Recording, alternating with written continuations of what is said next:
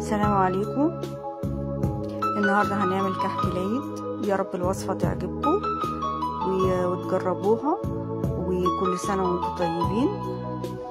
وان شاء الله قبل ما نبتدي هنسمي بسم الله الرحمن الرحيم ونصلي على رسول الله عليه افضل الصلاه والسلام ونبتدي.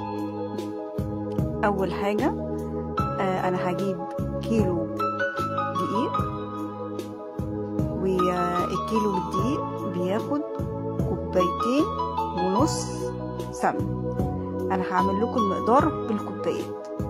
كيلو الدقيق هياخد 2.5 سمن، وانا هقدح السمن، يعني هعمل الطريقة القديمة.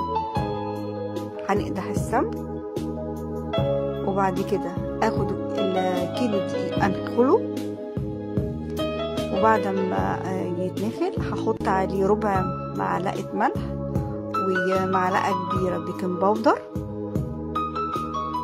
واحط عليه معلقة كبيرة ريحة كحك، واحط عليه السمسم، وبعد كده انزل عليه بالسمنة المقدوحة. وخلي بالكم لان درجة الغليان عالية جدا، فايه ربنا يحفظنا. ونقلب معلقة خشب لحد ما الدقيق كله يتشرب. وبعد كده لما الدقيق يبتدي يهدى وابتدي بقى ابس العجين.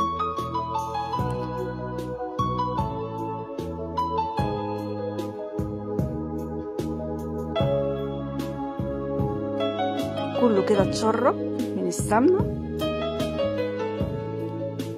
وهبتدي بقى احط الخميرة. انا دوبتها في معلقة سكر، ودوبتها في نص كوباية لبن على مية، نص كوباية بس. وهنزل عليهم على العجين وابتدي الم العجين. واحنا بنحب العجوة، فانا جبت العجوة وسخنتها في الميكرويف وحطيت عليها معلقة سمن، ودلوقتي بكورها كور صغيرة عشان احشي بيها الكحك. وانا عندي زي الاشكال اللي هي بتعمل الكحك دي، بصراحة بتريحني جدا وبخلص بيها الكحك على طول. فانا هجيب حتة عجينة. انا دلوقتي عاملاهم زي كور صغيرة على طول، اقوم حاطة فيها العجوة واحطها في قلب الشكل وادوس عليها.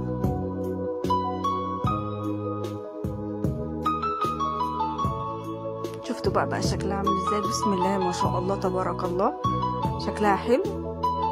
وهكمل وهنشوف، تابعوني. بسم الله ما شاء الله، بصوا شكلهم عامل ازاي.